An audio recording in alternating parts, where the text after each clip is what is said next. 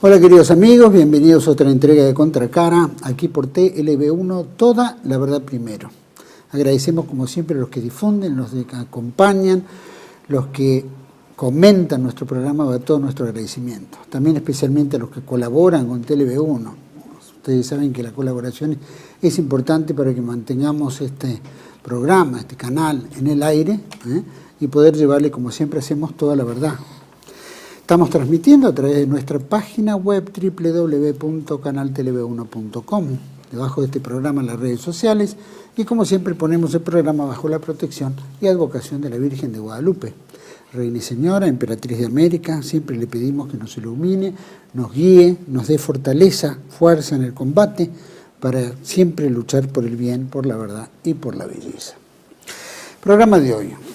Vamos a hablar un poquito de esta Argentina que nosotros venimos, por supuesto, a los tumbos. Hemos hecho varios programas en los cuales hay críticas férreas frente a no solo lo que está ocurriendo hoy en día en la Argentina, sino históricamente, ¿no? Como venimos desde 1852, desde en adelante, después en 1955, 1976, en fin, esa Argentina liberal que de alguna manera ha impuesto una especie de imperialismo, que siempre fuimos tironeados de un lado o del otro, como lo dijimos en muchas oportunidades, pero estamos viviendo un imperialismo mucho mayor con este gobierno, que se llama el imperialismo sionista, ¿no? Estamos frente a una disyuntiva muy grave en la cual tenemos un presidente que se declara anarco-libertario, pero netamente con una orientación que se sumerge a las políticas norteamericanas de Estados Unidos y de Israel. Tal es así que él se declara, pide y habla permanentemente que él quiere ser judío y no católico. En muchas oportunidades hemos visto muchas manifestaciones de este ser que, por un lado, en el Muro del Lamento de Israel salta, festeja, etcétera, participa de la Sabbat, de tantas otras invitaciones que hace esta pequeña congregación judía llamada la Chabad Lubavitch, de la cual él pertenece, y pertenecen muchos hombres de poder que justamente no son exactamente, son judíos eskenazi en general.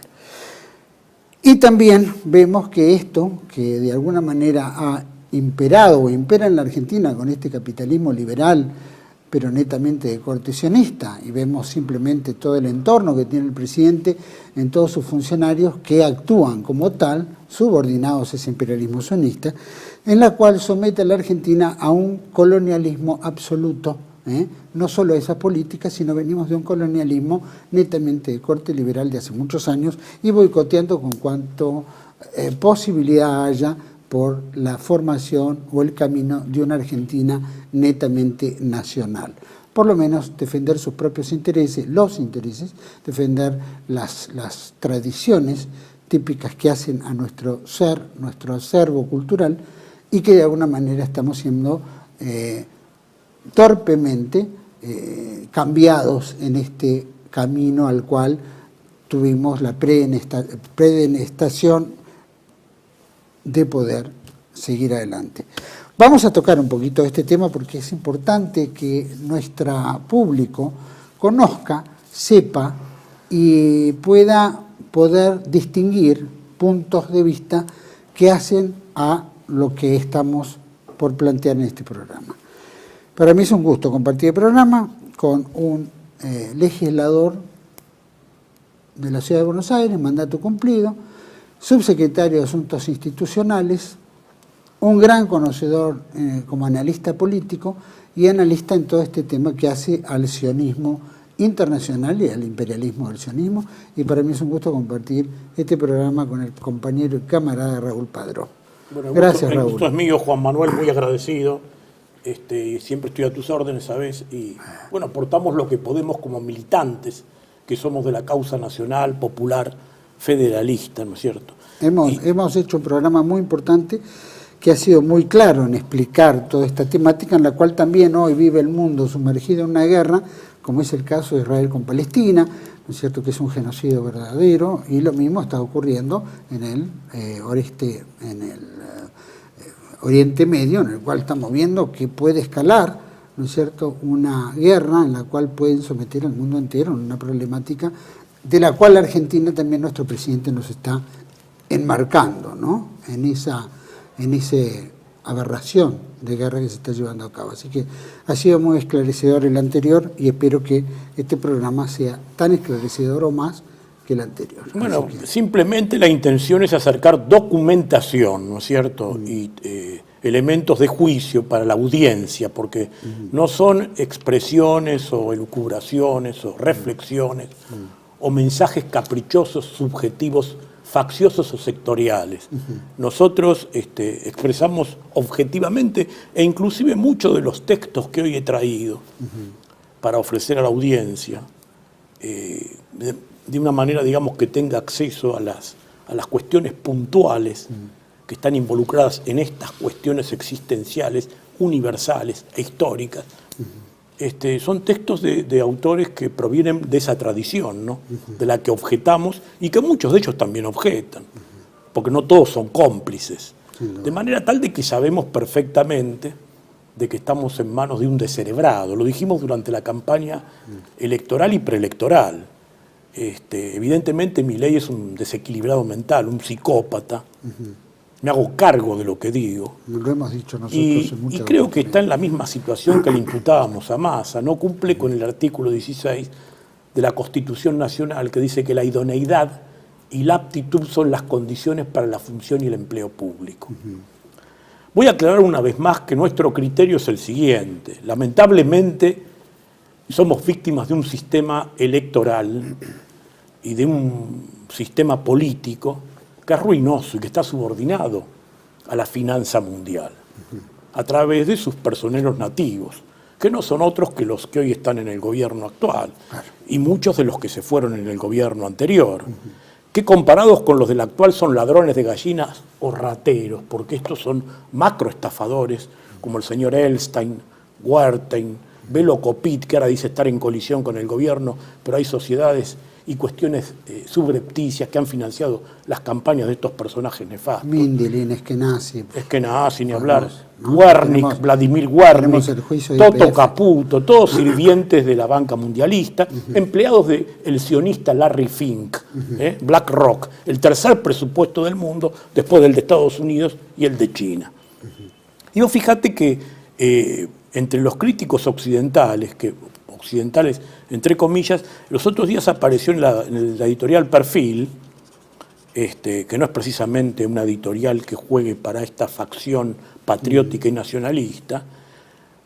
Vos sabés que su titular es Daniel Haddad, que integra la Open Society de George Schwartzstein, más conocido como George Soros. Pero salió la nota de Yuval Harari ahí, que reproduce una nota del diario Haaretz de Israel.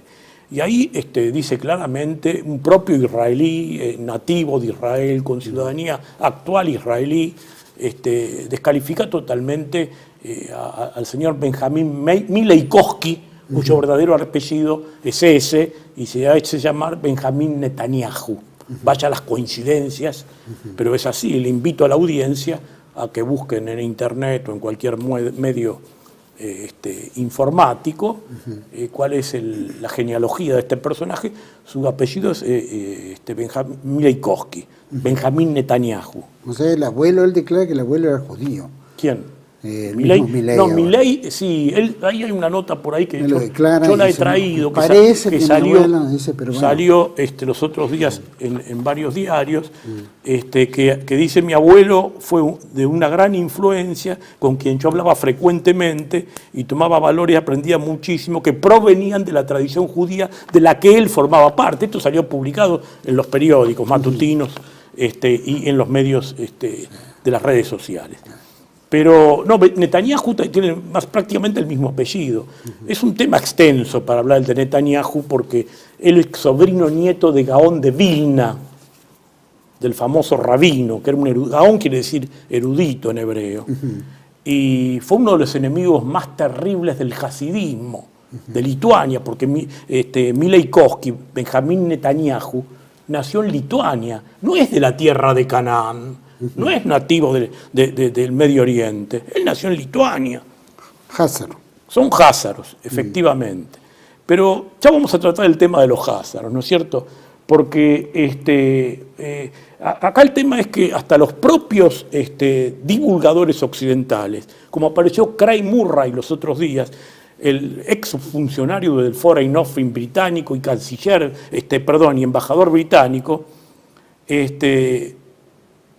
habló del colapso del derecho internacional en los medios de comunicación masiva, ¿me explico?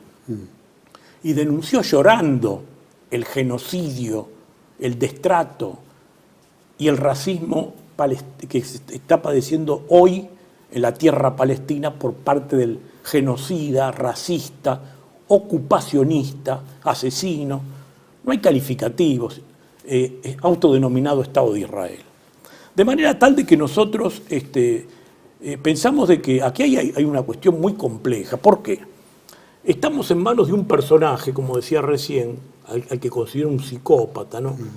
Y vuelvo a lo de la campaña, nosotros lo dijimos. Los otros, sus opositores, eran parte de la misma situación. Porque el sistema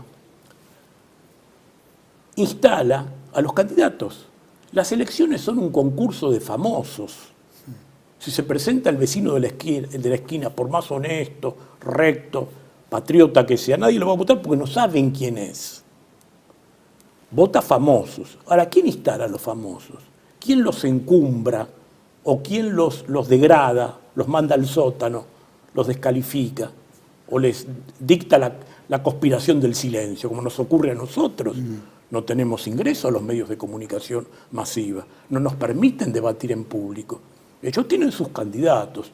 Los candidatos siempre son los mismos: Patricia Bullrich, Facundo Manes, Javier Milei, Sergio Massa, todos los alcahuetes, los felpudos, los sirvientes, los adláteres, los mercenarios del sistema financiero internacional. Por eso nosotros dijimos, bueno, frente a esta estructura inconmovible que le están suministrando los varones del conurbano y el narcotráfico, la falsa CGT, la Liga de Gobernadores y el pejotismo ese, que de PJ no tiene nada porque es una banda de infiltrados de otras ideologías, no hay más que ver Capital. Santoro alfonsinista, bueno, Massa de la UCD viene, Filmus del Partido Comunista, Argüello fue diputado por Cavallo, Eduardo Valdés es hijo del presidente de la UCD en Neuquén, quiero decir, toda una banda de chantas y vividores. Entonces, frente a eso, lamentablemente siempre emergen los mismos candidatos. Apareció Milei. Milei era un beneficiario de los medios de comunicación masiva, del sistema comunicacional financiado por los enemigos del país. Por eso que fue durante 7 u 8 años a los programas más destacados, con mayor audiencia y en los horarios más importantes y puntuales, a hacer monólogos. Milei nunca debatió con ningún economista importante. Yo a veces le decía a economistas destacados de nuestro ámbito nacional y patriótico, como Héctor Giuliano o como Luis Alberto Rey, que había que buscar una posibilidad de un debate público y poner sobre la mesa blanco sobre negro. Bueno, esto no ocurrió ni va a ocurrir, porque el sistema no lo va a permitir. Siempre son los mismos, te ponen a Melconian, alguno del sistema, o a Lustó, que fue ya ministro de Economía de Cristina con la triste experiencia de la 125. Y el otro día la votación está por el aumento de los salarios. Bueno, realmente gente impresentable. Quiero decir, siempre la misma historia y la misma cantinela. Entonces, frente a esto, evidentemente que debemos buscar la reacción del pueblo, como a través del conocimiento pleno y de la información correcta e idónea. Por eso traemos toda esta documentación. Una verdadera arsenal. Y Milei es un personaje que es absolutamente servil. Vos viste la campaña, el tema, por ejemplo, de Alberdi, mal manejado, porque Alberdi, que incidió en la Constitución del 53, con su libro Bases y Puntos de Partida para la Constitución de la Nación Argentina, ya lo veíamos en los textos escolares. Esto no es un invento mío o un capricho. Estos son textos que busqué de cuando era joven, cuando íbamos al colegio secundario, los manuales de instrucción cívica, de Julio Lafón, que además eran de épocas, digamos, de cuestionamiento de las corrientes nacionales y populares, porque eran libros liberaloides. Y acá está perfectamente y bien claro, porque dice, cuando habla, por ejemplo, del Estado, cuáles son los elementos del Estado. Parece que hay que estar reformulando estas cosas, que son discusiones del siglo XIX, el tema de la libertad, el tema del mercado. El Estado está constituido por la población, el territorio, el gobierno y el fin político. Lo decían los manuales de tercer año. Y después las cuestiones relativas a la convivencia interna y al bienestar general. Porque ¿qué dice la Constitución? Promoviendo el bienestar general, la libertad, fuente de toda razón y justicia, no en contradicción con los que hablan de libertad. Pero sin Siempre embargo, fue basado en la libertad nuestra. pero por nuestra supuesto, pero Constitución, nosotros, la propia desde ese himno punto nacional, de vista, ¿no? pero tampoco podemos decir idolatrar a Alberdi. Alberdi en el libro de las bases para la Constitución de la Nación Argentina primigeniamente tiene una concepción racista. Es un latinófobo. Es odio y rechazo a lo latino, a lo español, a lo italiano. Bueno, ni hablar Sarmiento. Sarmiento dice, no ahorre sangre de gaucho, solo sirve para abonar la tierra. La sangre es lo único que tienen de humano. Y fíjate vos que después se retracta y está en los propios textos secundarios. Porque Sarmiento, yo lo quiero leer textualmente, porque si no parece que fuera un invento nuestro. Después terminó con la barbarie extranjera. Primero empezó con la del Facundo, civilización o barbarie, la nativa, la tierra, el campo versus la ciudad. Pero después dice, a partir de 1880, el promedio del saldo inmigratorio era de 10.000 personas por año. Durante esa década arribaría al país más de 1 millón de personas. Y acá agrega, Sarmiento en todas sus obras y Alberdi en las bases, habían visto en la inmigración un elemento que comunicaba con el progreso y el movimiento de países de América. Pero Sarmiento en la década de 1880 escribe decepcionado libros del colegio secundario. Qué chasco que nos hemos llevado con la inmigración extranjera. Sarmiento dice, nos ha llegado lo más atrasado de Europa. Bueno, Alberti dice, prefiero que no quería a los irlandeses porque eran borrachos, no quería a los españoles porque eran vagos, no quería, ¿no es cierto?, ni siquiera a los judíos, él mismo lo planteaba ahí. Bueno, ¿no? acá solamente le gustaban los norteamericanos. Casualmente, Sarmiento tiene un texto que lo voy a leer porque vos sabés que la comunidad judía fue muy reivindicatoria de Domingo Faustino Sarmiento. Y Sarmiento tiene expresiones, bueno, él tiene varios trabajos. Uno se llama Conflictos y Armonías de las Razas en América, donde es muy despectivo con la comunidad judía y otras comunidades. Siempre, más allá de que vos sabés que Sarmiento en realidad era de origen árabe de parte de madre, él mismo lo cuenta en Recuerdos de Provincia, porque el apellido Albarracín no es Albarracín, es Albenracín. Y él tiene algunas opiniones sobre el judaísmo bastante deplorables, porque dice que es una raza de usureros, a ver si lo encuentro acá en este texto, donde dice que es una raza de usureros y de personas que viven de los demás, ¿no es cierto? Una descalificación totalmente, como por ejemplo George Washington también, que parece que los norteamericanos se olvidaron de esta cuestión. Bueno, acá no lo puedo ubicar lamentablemente en este texto, lo tenía marcado, pero se me pasó la página. Pero Sarmiento tenía una concepción racista de la historia. Permíteme. Si no, porque hay otras citas que quería hacer alusión. Y él tiene un concepto totalmente despectivo de la comunidad judía. Sarmiento, por supuesto de los latinos también, aunque él provenía, porque él era Quiroga y Sarmiento. Faustino Valentino no era Domingo, pero bueno, eso es otro tema. Quiero decir, estamos realmente frente a las grandes contradicciones de nuestra historia, hoy ensalzadas y potenciadas por personajes que además del desequilibrio psíquico y las psicopatías que ponen de manifiesto, las proyectan y las multiplican, las potencian, como recién decía, porque el propio Alberdi en este libro que se llama, lo invita a la audiencia también a su lectura, Grandes y Pequeños Hombres del Plata, aquí denuncia todo el mitrismo y la instalación de una historiografía trucha que no tiene nada que ver con los requerimientos y termina reivindicando de cierta manera Rosas, cosa que parece que este señor Milei no ha leído ni ha comprendido, porque en el último discurso electoral que dio fue en reivindicación de Urquiza y denostando la figura de Rosas. Quiero decir, una falta... Justo en 3 de febrero. En 3 de febrero, exactamente. El partido de 3 de febrero. Fue justo al lugar del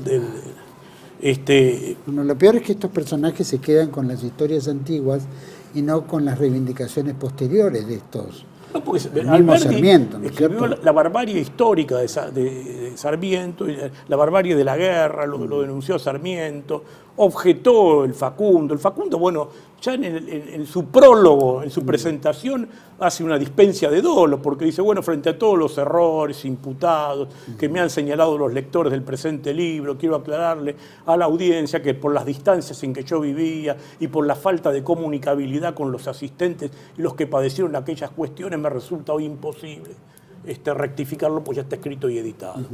De manera tal de que ellos toman paradigmas que son realmente falsos y confunden a la población, porque vemos que nuestras nuevas generaciones toman los mensajes de estos nefastos comunicadores que potencian a estos personajes que han llegado a estos niveles estaduales y realmente inaceptables. Porque en realidad Massa y Milei son lo mismo. Uno lo hace con shock y el otro lo hubiera hecho en acción gradual. Y como decimos siempre, el otro lo hubiera hecho agravando la situación. ¿Por qué? Porque nos hubiera puesto detrás el escudo justicialista, la imagen de Perón, de María Eva Duarte de Perón, la marcha de fondo y mucha gilada, si me permitís la expresión, hubiera aplaudido. ¿Me explico? Por lo menos ahora han puesto blanco sobre negro para que la población tenga conciencia plena de quiénes son los verdaderos enemigos históricos de la nación argentina. Y ahí los tenés en el gobierno, Elstein, Huerta y lo que decíamos recién. Este imperialismo sionista, que llamémoslo de alguna manera... No hay peronismo sionista porque el fundador del peronismo... Perdón, porque el fundador del peronismo, Juan Domingo Perón, habló de sinarquía. Sí, y habló de las 5 ramas de la sinarquía. Y dijo que la ruina mundial que trataba de someter la soberanía de los pueblos estaba constituida por el demoliberalismo burgués capitalista, por el socialismo internacional dogmático, por la masonería, el judaísmo, dijo, no dijo el sionismo, y el Estado Vaticano, que es bastante cómplice en algunos aspectos, como lo podemos percibir hoy mejor que nunca. De manera tal de que decir que, como apareció Moreno hablando del compañero Netanyahu, es una verdadera aberración. Un tipo que se cargó, que ha masacrado 40.000 personas o más de 40.000 personas en 4 meses. Y además con un proyecto racista. Porque lo de Netanyahu es matanza de niños y de mujeres, por sobre todas las cosas, para que no se reproduzcan. Porque ellos siguen los viejos textos del Antiguo Testamento que están denunciados por muchos hombres de la Iglesia Católica. Acá traje un libro de Michael Pryor que se llama La Biblia y el colonialismo, de Editorial Canaán, que invito a la audiencia que lo busque, que lo lea, porque están seleccionados todos los textos, que están en todas las versiones de los libros sagrados, por así llamarlos, porque yo he traído aquí la Biblia, que está en el Antiguo Testamento, vale decir Torá, Tanaj y Evangelio. La versión protestante, que es la versión de Casiodoro de Reina y Cipriano de Valera. Pero está también la católica, de Nácar Colunga. Los judíos usan la masorética. Masora en hebreo quiere decir tradición, ¿no es cierto? Como en griego quiere decir paradosis, o los musulmanes dicen ladín, porque la palabra religión en el Islam no se usa. Es din, tradición. Bueno, por ejemplo, Saladín, Salajedin, por Saladino, la espada de la tradición, de la religión, viene a ser.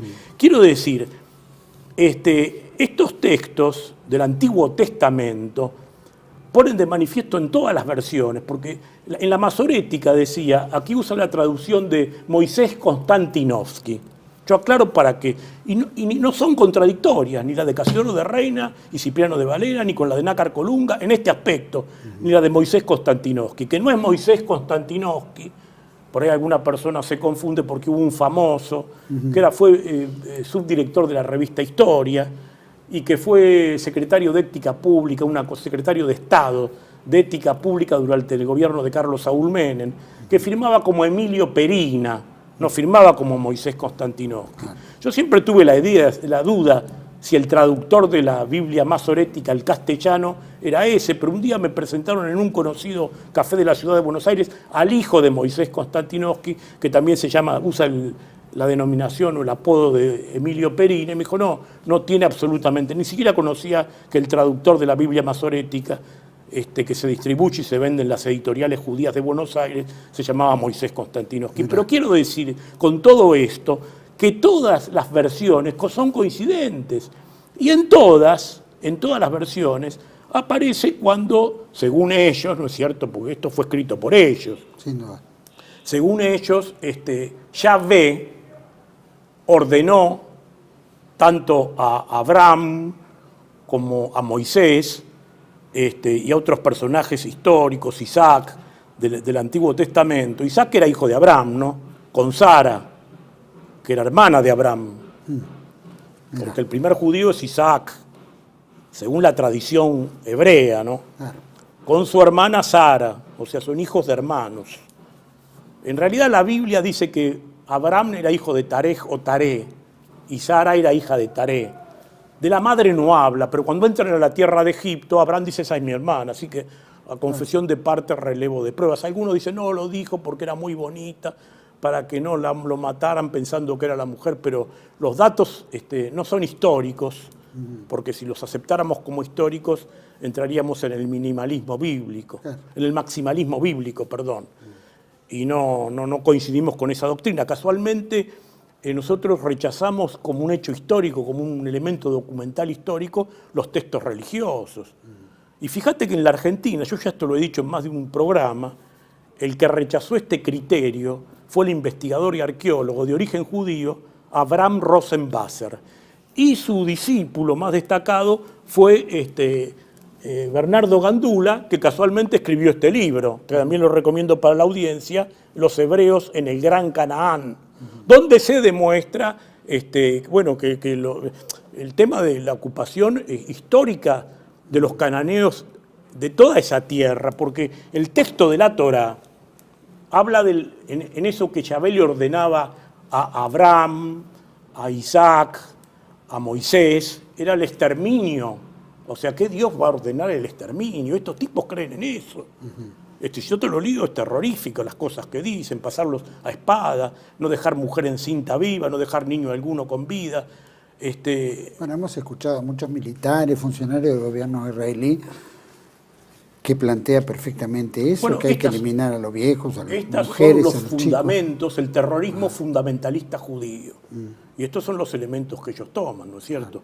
Que son inaceptables desde todo punto de vista, pero son coincidentes en todas las versiones bíblicas, del tema de la Torá me refiero, ¿no? ¿No es cierto? Porque después la Biblia católica es distinta, no es lo mismo, pero en este aspecto coincide totalmente. O sea que es toda una concepción y una acción nacida de una definición racista, segregacionista y criminal, ¿no es cierto?, que es la que pone en práctica el Estado de Israel, que es un Estado ocupacionista, porque yo, para que la gente comprenda, la audiencia, voy a dar un dato. En el año 48, arbitrariamente, las Naciones Unidas, la ONU, le concedió a los judíos el 50% del territorio de Palestina.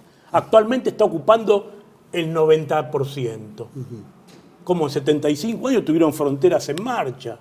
Y después me vienen con el terrorismo de Hamás, con el terrorismo palestino, con el terrorismo de Hezbollah, con el terrorismo libanés, con el terrorismo iraní. ¿Cómo es esto? El invadido nunca es terrorista. El terrorista es el invasor. Siempre fue. El delincuente es el que entra a robar, el que ocupa tu casa. No es el habitante natural, propietario, tenedor de la cosa. ¿No es cierto? Acá hay un agresor y un agredido. Hay un invasor y hay un invadido. Hay una víctima y hay un victimario. Entonces, esto más claro imposible. Sin embargo, vos ves que los medios masivos de comunicación, en su mayoría, te hacen la versión al revés. Y te hablan del terrorismo islámico. Bueno, sabemos que los medios de comunicación acá y en el mundo están dominados por estas mismas empresas que bien dijiste, ¿no? Bueno, hace pocos días violaron el convenio de Viena y violaron el artículo 51 de la Carta de las Naciones Unidas, el Estado de Israel, cuando bombardeó territorio iraní en Damasco, capital de Siria, y generó varios muertos. Y después cuando Irán le contestó de una manera formal, dijeron el terrorismo islámico chiita iraní. Esto es un disparate, inaceptable desde todo punto de vista. Entonces, lo más grave es que el señor Milei, por ejemplo, volviendo a esta cuestión, salió a decir, a solidarizarse con un país asesino, terrorista, genocida, porque vos fijate, Milei está fundado en una doctrina que dice ser el anarcocapitalismo libertario. Y se cansó de decir durante una década, por los medios de comunicación masiva, de que el fundador de esa doctrina era Murray Newton Rothbard, que es de origen judío. Claro. Y con Rothbard hay otras personalidades como Gabriel Kolko, Samuel Konkin, David Horowitz, que han escrito en contra del terrorismo y el fundamentalismo asesino del Estado de Israel. Y ahora se hizo una compilación que ha aparecido, está en venta en las librerías, que es este libro, El Nacionismo, me explico, donde Murray Rothbard venía históricamente denunciando otra de las grandes contradicciones de Milei, porque ¿cómo? Es anarcocapitalista libertario y resulta que está en contra de la posición internacional del fundador de su doctrina, cuando, como bien decía Perón, la política internacional es la que define la política nativa de los pueblos. Claro. ¿Me explico? Entonces, yo creo que estamos viviendo una situación realmente grave. Y después te corren con todo ese argumento mentiroso, como apareció hace pocos días Waldo Wolf, hablando de los antisemitas. En primer lugar, antisemita es una palabra realmente hueca. Porque todo el mundo árabe es semita, o por lo menos muchas de las... Pero eso sería aceptar el texto de la Torá. Claro. Y reconocer que son descendientes de Sem, ¿no es cierto? Porque Noé tuvo 3 hijos, Sem, Can y Jafet. Entonces, según esa concepción, los semitas serían los del Medio Oriente, los jaféticos serían los europeos y los camitas serían los de África. Pero no sé dónde están los chinos, por ejemplo, los pieles rojas americanos, los aborígenes de Sudamérica, los naturales de la Polinesia. ¿Dónde están todos esos? Eso no es una definición antropológica, es una mentira más del terrorismo fundamentalista judío que nosotros no aceptamos. Ellos quieren creer en eso, tienen derecho a creer en lo que se les dé la gana. Pero si esto se formulara hoy, esta concepción, esta cosmovisión, esta actitud despectiva con respecto a los congéneres, que yo soy el elegido de Dios y vos sos goim, bestia, extranjero, entonces sería una actitud de discriminación, estaría prohibida, si no fuera una tradición milenaria, porque en realidad tampoco es una religión. Yo he traído, creo que alguna vez este libro, 8 preguntas sobre el judaísmo, que es del Seminario Rabínico Latinoamericano. No es un cuento mío, es de los rabinos Telushkin y Prager. Y aquí pregunta claramente, ¿se puede ser ateo y ser judío? Sí. O sea, se puede no creer en Dios y ser judío. Y bueno, de hecho hay muchos personajes televisivos, como Marcos Aguinis, el mismo Kovadlov, que dice que es diaspórico y que no coincide con la doctrina del Estado de Israel, que están en flagrante contradicción, o el mismo Spolansky, que escribió un libro, La mafia judía, diciendo que el judaísmo en realidad no es una raza, que no es una religión, que es una mafia. Esto lo dijeron ellos mismos, no lo decimos nosotros. O sea, son críticas de los propios judíos. Y vos fijate no es ni uno ni otro, que el eminente y destacado intelectual, ahí se me perdió la página, mientras lo buscaba, León Duhovne, acá está, dice, fíjate vos, el judaísmo no es una raza, por supuesto, pero dice, comencemos por detenernos en la primera tesis, la de la raza judía en el sentido biológico de la palabra. Si admitimos que los judíos son de raza semita, observamos a la vez que hay semitas que no son judíos. Semita, en verdad, no es una designación racial, es el nombre de un grupo de idiomas, de un grupo lingüístico. O sea, son las lenguas semíticas, como están las lenguas eslavas, como están las lenguas latinas. Quiero decir, no es una raza, esto es un cuento que han inventado. Por eso cuando lo escucho a este personaje, Waldo Wolf, ahora jefe devenido en jefe de policía de la ciudad de Buenos Aires, con este otro Jorge Macri, realmente es alarmante. Vos fíjate que lo acusó, por ejemplo, que no es santo de mi devoción, ni coincido en nada a lo largo de toda su trayectoria. Leopoldo Moro lo acusó de antisemita en un juzgado penal. Entonces, estamos viviendo un mundo realmente, desde el punto de vista cultural, desde el punto de vista conceptual, disparatado y subversivo. Puede decir que Moro es antisemita, ¿viste? ¿Y qué habrá querido decir con eso? Porque realmente es un disparate. Cuando además la raza semita no existe. Porque esto es un cuento chino para que, como decía el gran investigador, filósofo, profesor de filosofía y divulgador de Editorial Canal, el profesor Sachedi, el antisemitismo, ese intolerable chantaje. Y fíjate vos que... Vamos a hacer una cosa. Sí. Vamos a hacer un pequeño corte y me vas a seguir con ese libro que creo que ¿no? Lo hizo. Bueno, ya lo vas a contar.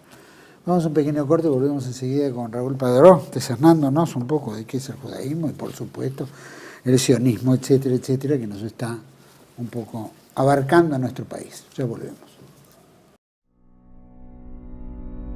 TLV1 se complace en anunciar que estará transmitiendo en su canal TLV1 Clips valiosos programas emitidos antes de la censura sufrida. El lienzo prohibido, el revés del derecho, combates por nuestra historia, disenso, historias de Malvinas, entre otros que podrán encontrar en este enlace.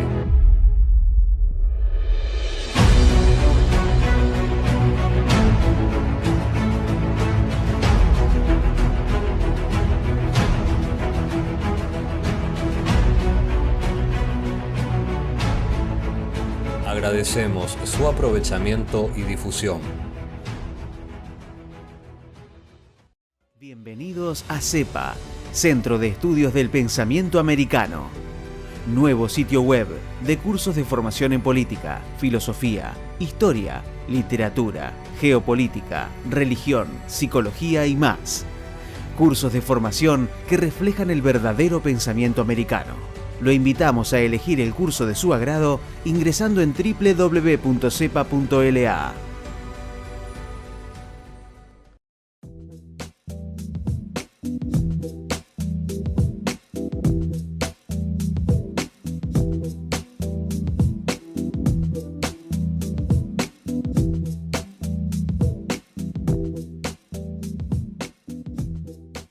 Decir siempre la verdad primero tiene un precio. Dependemos de tu ayuda. TLV1, toda la verdad primero.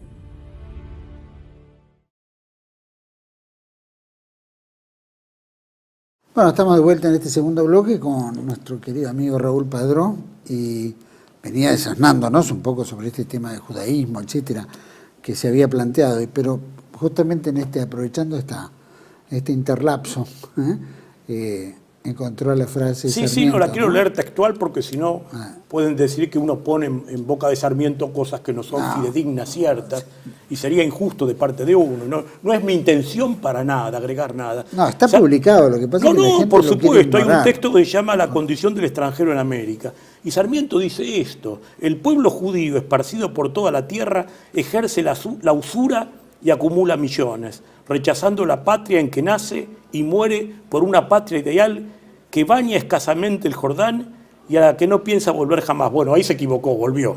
Gran error de Sarmiento. Pero vamos a decir las cosas como son. Este sueño que se perpetúa hace 20 o 30 siglos, pues viene del origen de la raza. También se equivoca porque es otra época, no es raza el judaísmo. Sí, por supuesto. Bueno, vos sabés que en ¿Cómo lo Laneset, entendía él también, no? claro, Sarmiento. vos sabés que en Laneset, en el Parlamento israelí, allá por el año 49 se planteó, ni bien se fundó Israel, el debate si era una raza o no era una raza. Hay un texto que hoy no lo encontré para traerlo, porque lo quería exhibir donde están los discursos, y es el famoso discurso de Menachem Begin, que dicen que ellos son la supremacía de la humanidad, que los demás son como ratas, y que han sido creados por Yahvé para servir al judío. Pero fíjate vos que aquí continúa hasta hoy perturbando la economía, dice Sarmiento, de las sociedades en que viven, pero de que no forman parte. Y ahora mismo en la bárbara Rusia, como en la ilustrada Prusia, dice Sarmiento, se levanta un grupo de repulsión contra este pueblo que se cree escogido. Fíjate vos el mismo debate que tenemos hoy, y carece del sentimiento humano. el amor al prójimo, el apego a la tierra, el culto al heroísmo de la virtud, culto al heroísmo de la virtud, de los grandes hechos donde quiera que se producen. O sea, son palabras de Faustino Valentino Quiroga y Sarmiento, más conocido como Domingo Faustino Sarmiento. Quiero decir, pero cuando estábamos hablando de los rabinos Prager y Telushkin, sobre la cuestión relativa a si se puede ser judío y ateo, ellos dicen, no, lo importante, dice, es la obra. Bueno, en la antigüedad hubo una discusión, cómo se llegaba a Dios, ¿no? Si por el conocimiento, los gnósticos, por la obra o por la fe. Bueno, Lutero toma la fe, por ejemplo, en la escisión que genera. Lutero era profundamente antijudío. Acá hay un texto terrible de Lutero que después lo podemos también evocar. Pero Lutero tuvo la influencia de Johann Reuchlin, que fue un obispo católico que era de origen judío. Y entonces tuvo algunas deformaciones en su conducta, digamos, institucional para con la Iglesia Católica, más allá de los argumentos que no vamos a entrar en ese debate. Pero decía que la cuestión relativa a los rabinos Prager y Telushkin, en las 8 cuestiones fundamentales del judaísmo, cuando dicen que se puede ser ateo y judío, esto proviene del Seminario Rabínico Latinoamericano, que fundó nada más y nada menos que el rabino Marshall Meyer, que fue imputado como degenerado, homosexual y pedófilo. Acá está la revista Masonería que se dedicaba a Patricio Maguire, o Maguire, hace unas cuantas décadas, y lo denunciaba públicamente tomando textos de publicaciones inclusive del Estado de Israel y de Estados Unidos. Quiero decirle que estos tipos de mucha moral no pueden hablar. Vos sabés que con respecto a esta cuestión del tratamiento despectivo de los congéneres y de la descalificación que hace el Antiguo Testamento cuando dice que hay que exterminar los 7 pueblos bíblicos, que son más o menos estos, porque cambian de nombre según las traducciones: eteos, hebeos, jebuseos, gergeseos, idumeos y cananeos. Hay muchos doctrinarios de la Iglesia, entre ellos Belloc, Hilaire Belloc, que escribió un libro que se llama Sobrevivientes y recién llegados. Los sobrevivientes son los críticos para él de la Iglesia desde la perspectiva católica, que objetaron a la institución, y los recién llegados son las últimas expresiones de los últimos siglos, como son los protestantes y el sionismo cristiano, porque también de eso vamos a hablar. Ahora, en esos textos críticos de Belloc se denuncia prácticamente la bibliolatría como los sobrevivientes, que son los que reivindican por encima de la tradición cristiana, dentro del cristianismo, que son la mayoría de las iglesias protestantes, que tienen su máxima expresión en este aspecto en lo que se llama doctrina del dispensacionalismo premilenarista que fundó John Nelson Darby en Inglaterra en el siglo XIX y que fue defensor de esa corriente, sin estar adscrito directamente a él, el general Manuel Belgrano, por ejemplo, que cuando viajó con Rivadavia, mirá qué casualidad, en el año 1816, está en la historia de los heterodoxos españoles de Menéndez y Pelayo, esta historia. Sin nombrarlo a Belgrano, pero hace alusión de la publicación de Belgrano, que publicó los 3 tomos de Josafat ben Ezra, que era el jesuita chileno Manuel Lacunza. ¿Me explico? Que decía que era de origen judío, por eso firmaba como Josafat ben Ezra. Pues después hay una cantidad, es para escribir otro capítulo muy complejo, pero fíjate vos hasta dónde llega. Y hasta el propio Leonardo Castellani, que era un católico inobjetable y un tipo de grandes valores y moral y principios y un talento literario incomparable, tal vez el más grande de Argentina, y una perspicacia y un ingenio realmente sarcástico también, de alto nivel, de alto vuelo, muy ignorado por su condición de sacerdote católico, etcétera, etcétera, en el mundo de la literatura y del progresismo. Pero reivindica en ese libro Cristo vuelve o no vuelve a Belgrano. Él hace también una dispensia de dolo en el prólogo, dice, si he incurrido en algún error, dice, pido disculpas, dice directamente que se anule todo el texto. Pero después hace la defensa en este libro, Cristo vuelve o no vuelve. Y hay otro pensador argentino muy eminente, el filósofo platense Carlos Di Sandro, filósofo y filólogo, más filólogo que filósofo, pero también un investigador y un analista político de alto vuelo, ¿no? Que dio mucho que hablar, pero hoy olvidado, y como te decía recién, víctima de esa conspiración, de esa campaña de silencio, de ignorancia, de ninguneo, etcétera, etcétera. Y tiene un trabajo muy interesante que se llama La herejía judeo-cristiana, que es sobre la infiltración que sufrió la Iglesia Católica, sobre todo con el Concilio Vaticano II. Y aquí en este texto hay una parte, un párrafo que lo voy a leer porque me parece que es digno de ser evocado. Dice así: en primer lugar, fundamento fundante de la Iglesia es el culto mistérico, la acción sacra, no la Biblia, que siendo el nivel más relegado del misterio de la encarnación del Logos, no puede gobernar la vida de la Iglesia. Por lo tanto, una filología bíblica de inspiración judía o judeo-cristiana, como la que combatieron, desentrañaron y abatieron los santos concilios hasta el siglo VII y los santos padres en el mismo lapso, es un poderoso veneno contra la vida de la Iglesia. Carlos Di Sandro, La herejía judeo-cristiana. Quiero decir, esto del sionismo cristiano no es producto de la casualidad. Y hasta los propios,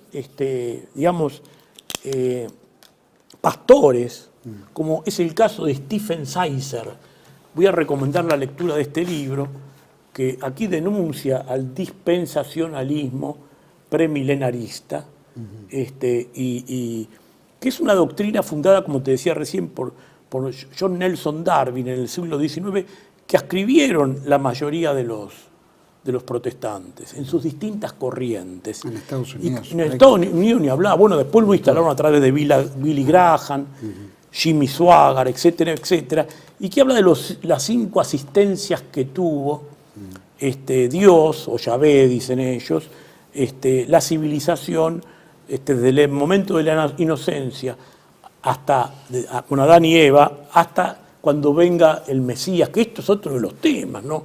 Porque ellos están esperando el Armagedón y el Mesías. Por eso la matanza de niños, la matanza de mujeres.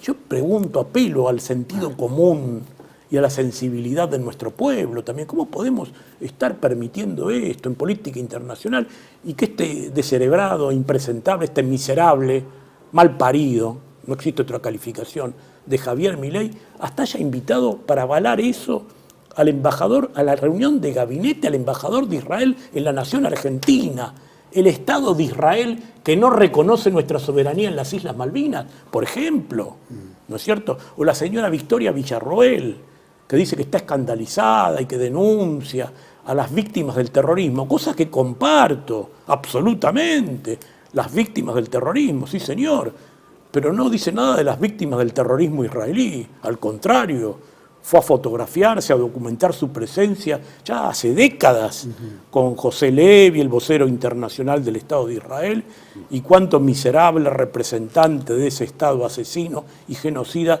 se prestó a lo mismo en las Naciones Unidas, embajadores y funcionarios de la Cancillería israelí. De manera tal de que les decía... La secta Chabad Lubavitch lo acaba de nombrar al presidente Milei embajador de la luz. Bueno, el Chabad Lubavitch no sé qué luz. Es otra de las cuestiones. Mira, vos tocaste el tema. Porque el Chabad Lubavitch es una secta que proviene del hasidismo. El hasidismo fue una corriente que la fundó Baal Shem Tov, más conocido como Israel Eliezer. Israel Eliezer se opuso a los eruditos del judaísmo.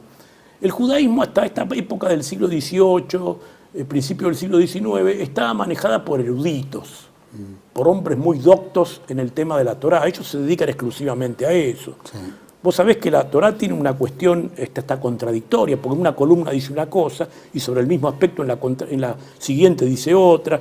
De ahí está el libro La tradición interpretativa que yo alguna vez traje, del rabino David Harman, que después vamos a ir a ese tema, si vos me recordás y no me olvido, que quisiera leer algunos párrafos del mismo. Pero aquí está, la tradición interpretativa. Pero te decía, ellos, cuando Israel Ben Eliezer empieza con el hasidismo, busca una corriente que sea popular, accesible. Vale decir, los antiguos rabinos hablaban hebreo, hablaban arameo, hablaban lenguas clásicas, investigaban temas teológicos y filosóficos. Dice, no, hay que terminar con esto, hay que vulgarizar la tradición, dice Israel Ben Eliezer, o como vos quieras llamarlo, Baal Shem Tov. Y ahí funda el hasidismo. Hasid en hebreo quiere decir piadoso. Por eso que todos los socialistas y el progresismo de las últimas décadas y del siglo pasado adscriben al hasidismo. Por ejemplo, Martin Buber. Y había muchos sionistas que eran hasídicos o hasidistas. Ahora, fíjate una cosa, Gaón de Vilna lo condenó, que era el erudito de Vilna, de Lituania, que es tío abuelo, bisabuelo de Netanyahu, lo condenó a Eliezer. Y no solo anuló todos los matrimonios y todos los ritos que él había realizado, sino, como dicen ellos, viste que Goebbels quemaba libros, bueno, a la mejor forma de esa metodología, porque ellos siempre se escandalizan y muestran la imagen de los hornos y de la cremación de cadáveres y del holocuento, etcétera, etcétera. Pero fíjate vos que Gaón de Vilna hizo lo mismo con todos los textos hasídicos. Y del hasidismo surgió esto, por eso aparecen bailando y saltando, y la gente dice, ¿qué es esto? Y es eso, porque el judaísmo no tiene fundamentos sólidos filosóficos, es todo ficción, es todo mito, es todo mítico, es más o menos así como una concepción o una cosmovisión, podríamos decir, mágico-animista, peor que la de una tribu chenca del África, peor. Porque carece de todo fundamento, es todo ritualismo, sin ninguna elaboración previa, como esto de la vaca roja ahora y todo este cuento. Quiero decir, y fíjate vos cómo se han instalado por el manejo de las finanzas en el mundo. Y acá hay un libro que yo no lo quiero dejar pasar, porque, y quiero aclarar, Yuval Lubavitch es otro cuento, porque es una sigla. Primero, Lubavitch es una ciudad de Rusia. Luba creo que en ruso quiere decir amor, y Vich quiere decir hijo de, por ejemplo, Sergievich, hijo de Sergio, qué sé yo, Anatolievich, hijo de Anatoly, ese Vich quiere decir hijo, y Luba parece que quiere decir amor, o sea, sería hijo del amor. Bueno, mucha sustancia intelectual tampoco hay. Y Shabbat viene de un acróstico, el Shabbat, el decir Shabbat, como decir Tanaj, son acrósticos, que viene de Hochman. Jochma es inspiración, Binah, que es inteligencia. Bueno, es una de las esferas de la Sefirat, pero no me quiero ir por las ramas porque ahí entraríamos en el tema de la Cábala. La Binah es la inteligencia y la Dat, que es la conciencia. Pero traigo esto porque el libro hay un libro que se presentó de Menachem Mendel Schneerson, que es el último Rebbe de Lubavitch, el número 7. Y vaya cuestión que quiero recordar, alguna vez lo dije, no sé si en este programa o en otro. En Estados Unidos, durante el gobierno de Barack Hussein Obama, hijo de padre musulmán, mirá que musulmán, ¿no?, de Nigeria, se instituyó el Día de la Educación y se tomó como fecha el nacimiento de Menachem Mendel Schneerson, el mismo que dice que Jesús es un miserable, Jesús de Nazaret para él es un miserable, no hay que nombrarlo. No quiero, realmente es ofensivo, pero ellos hablan de situaciones excrementosas y lo vinculan a la figura del Dios de los católicos. Y bueno, Milei va a rendir culto a la tumba de este personaje. Y fíjate si será falso, inconsistente y mentiroso todo lo que se dibuja en derredor de este individuo, que se lo presenta como uno de los hombres más cultos, el Mesías viviente del siglo XX, que él no quiso aceptar, ¿no es cierto?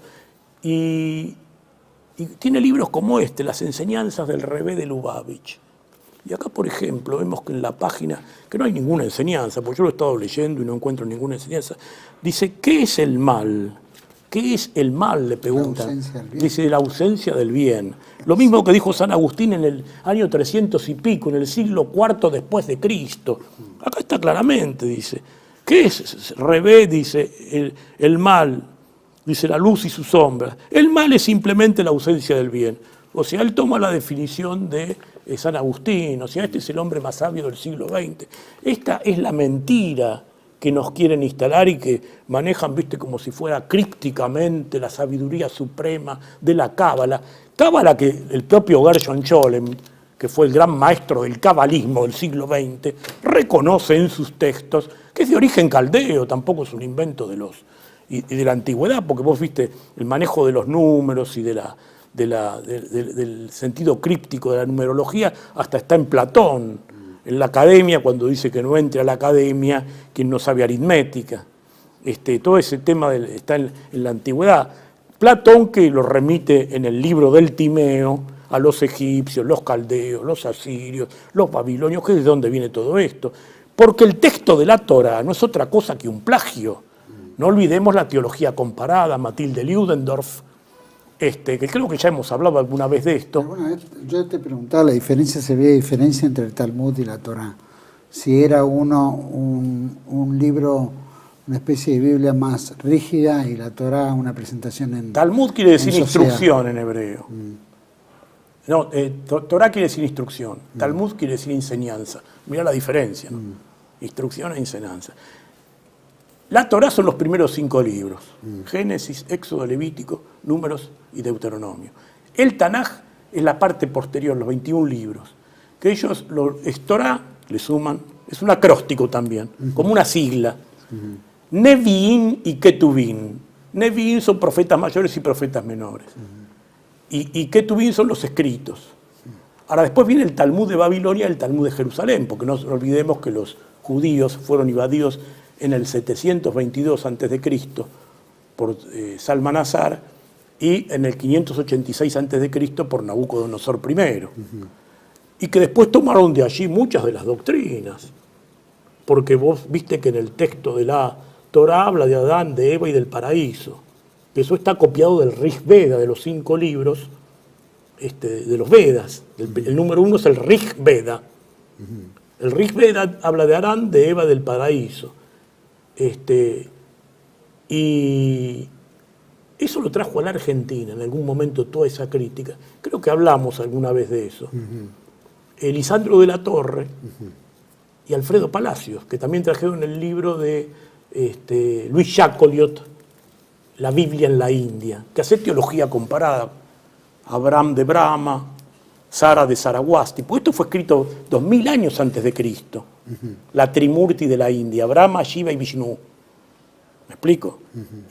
Y ellos se burlan lo hacen en una crítica desde el punto de vista del ateísmo. Pero toman, entre otras fuentes, a Matilde Ludendorff, que fue nada más y nada menos que la esposa de Erich von Ludendorff, el que dio el push con Hitler en Alemania. Ahora, fíjate vos que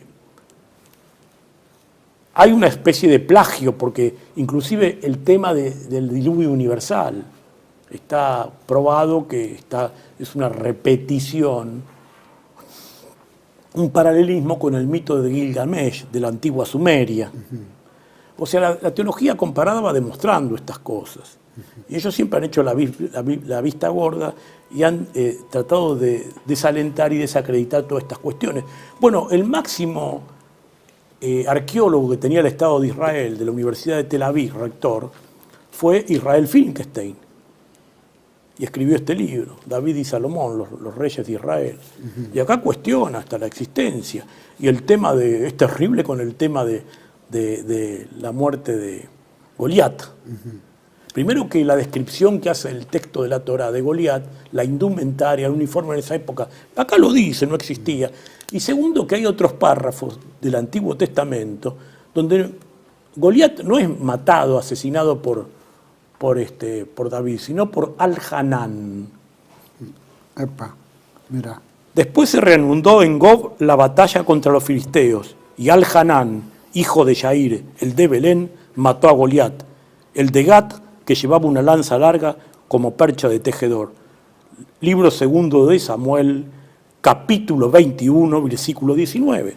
Así que los oyentes pueden ratificarlo. Los estudiosos han conjeturado desde hace mucho tiempo, o bien David fue un nombre de trono de alguien que se llamaba en origen El-Hanán, o que otro hombre llamado así fue el auténtico héroe de esta historia, y no el rey David.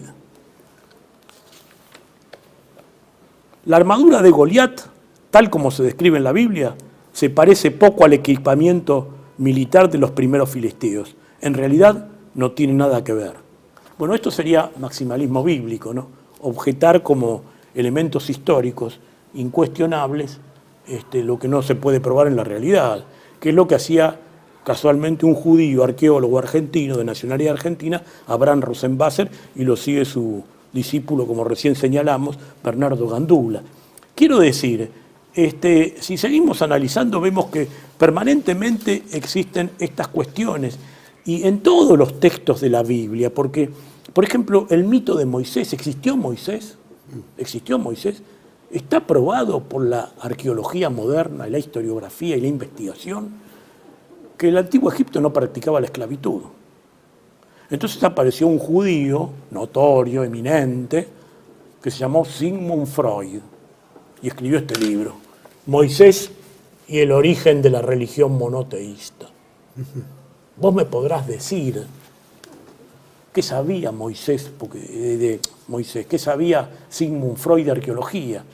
Bueno, Sigmund Freud, si bien era médico y psiquiatra y psicoanalista, inventó el psicoanálisis, se fundó, no lo dice él, se fundó en Henry James Bristed, que fue el primer gran egiptólogo. La palabra egiptología es de su cuño, de su inspiración, que era norteamericano.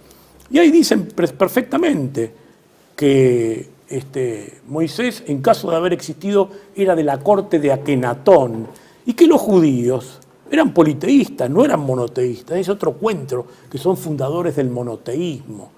Bueno, Elohim, por ejemplo, viste que tiene varios nombres, Dios para ellos, Yahvé, Elohim, Adonai, Osana. Él es el Dios de los fenicios, el padre de Baal.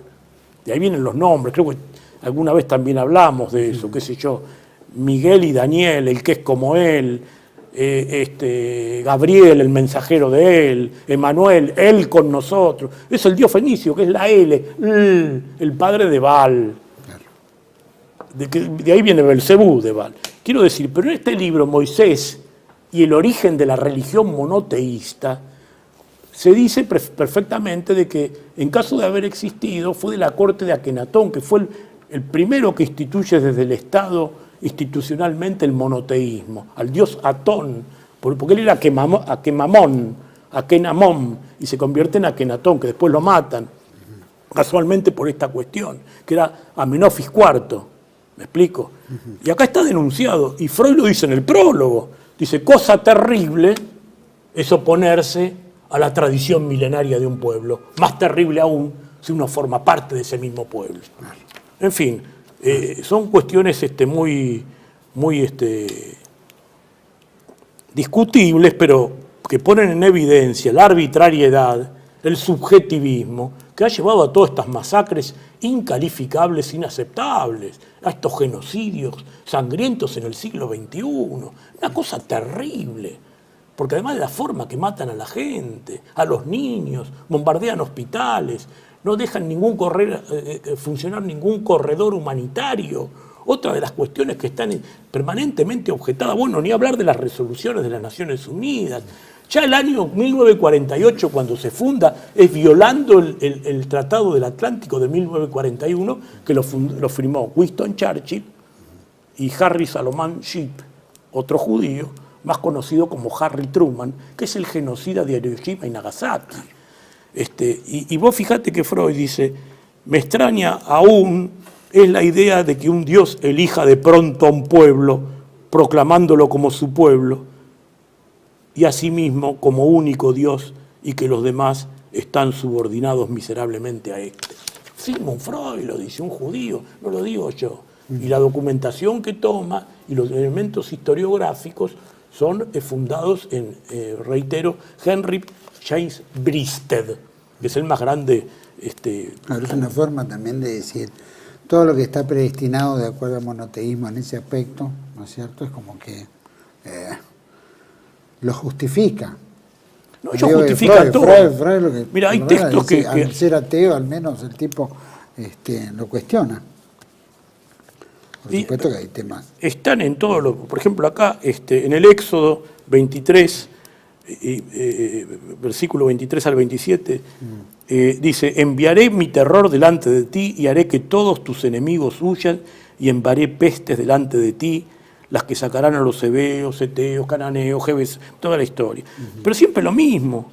Cuando mi ángel vaya delante de ti y te lleve ante los cananeos y los eteos, y a los que yo exterminaré, dice que le dice Dios. Este no es Dios, es lo que decían los marcionitas, es un demonio, ¿me explico? Entonces, o Isaac en el Génesis, o Abraham en el Génesis, a tus descendientes les doy esta tierra desde el Egipto hasta el gran río Éufrates. Bueno, la bandera de Israel tiene 2 barras, es otro tema alarmante para tener en cuenta, sobre todo los habitantes desde Irak a Egipto, porque las barras son el Éufrates y el Nilo, eso es lo que quieren significar.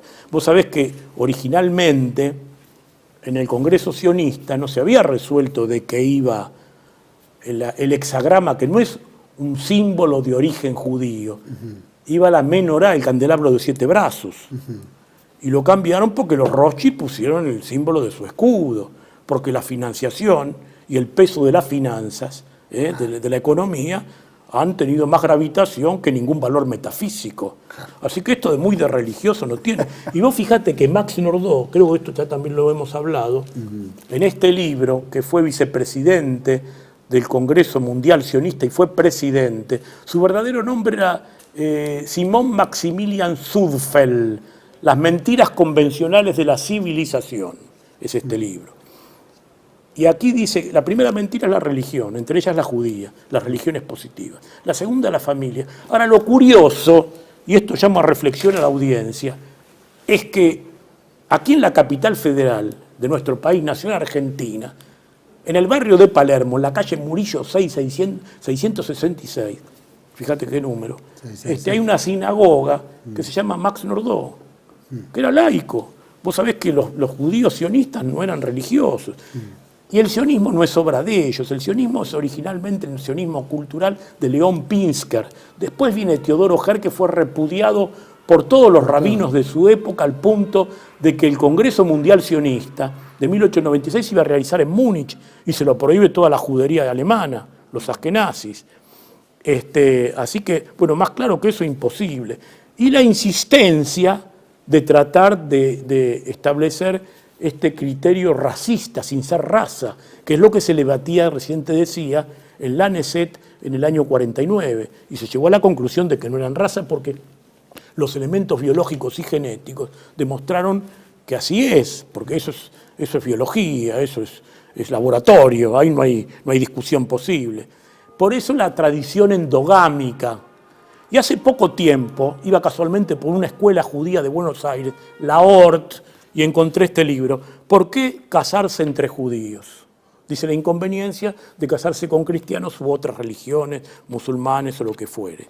Y es durísimo lo que dice acá. Yo te voy a leer algún párrafo.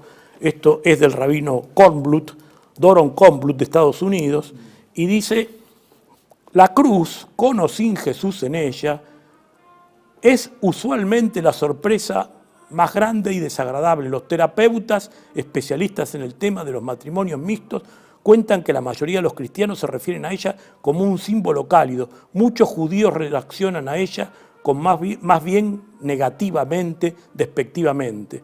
Un esposo judío en un grupo de apoyo para matrimonios mixtos se sorprendió en gran manera a emplear la palabra idolatría como el término que asoció a la palabra cruz. Idolatría a cruz, farsante, Jesús y asesinos. Ahora, vos sabés que los judíos dicen, ¿por qué casarse entre judíos? Ellos tienen una institución fundada también para esto. Mirá si serán sectarios, que es lo que le decía Enrique de Gandía allá por el año 30, pero no quiero entrar en esa cuestión. La institución se llama el Charján, o casamentero. Si hay una pareja de chicos que no encuentran novia, bueno, le buscan a otro judío.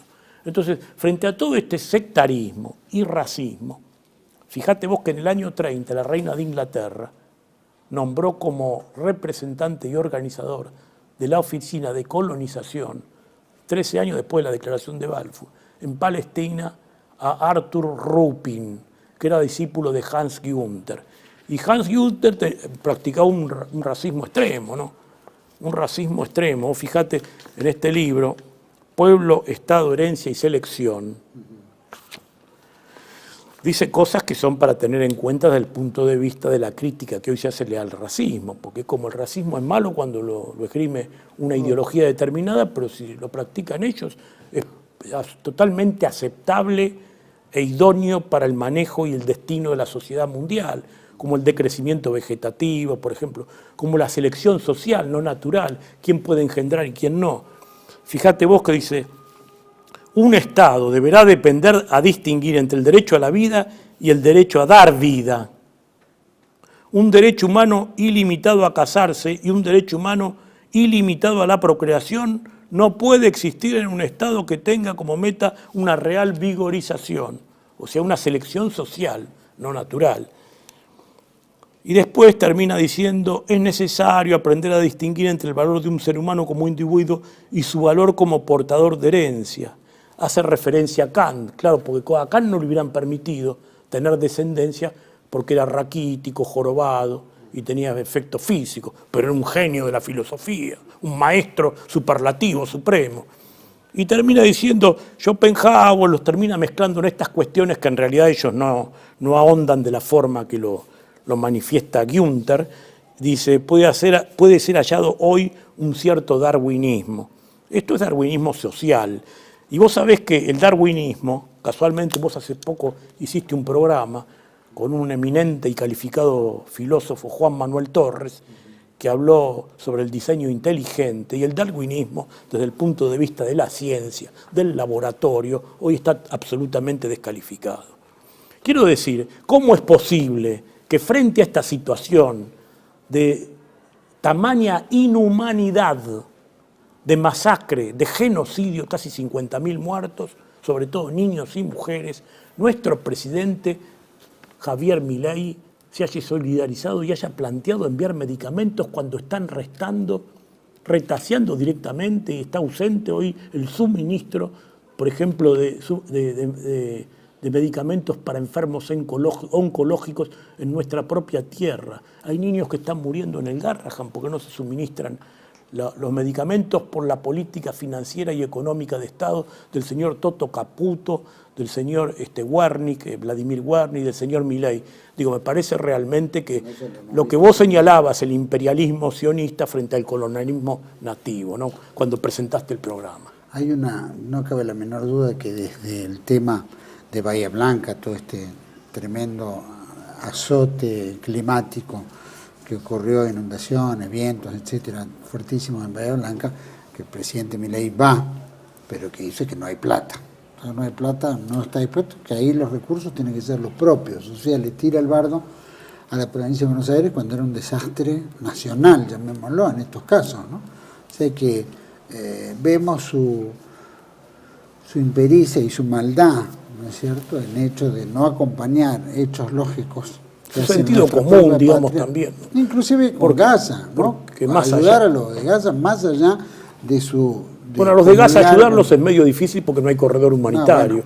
Y las Naciones Unidas no reaccionan. En relación con Israel perfectamente podría haberlo hecho, pero bueno, pero no es el caso. Si él quisiera hacerlo o plantea una cosa así, ya dejaría de tener buenas relaciones con Israel, porque Israel quiere directamente el exterminio de la población de Gaza y Cisjordania. Sin duda, sin duda.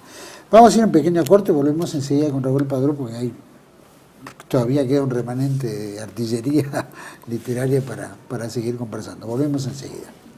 Decir siempre la verdad primero tiene un precio. Dependemos de tu ayuda. TLB1, toda la verdad primero.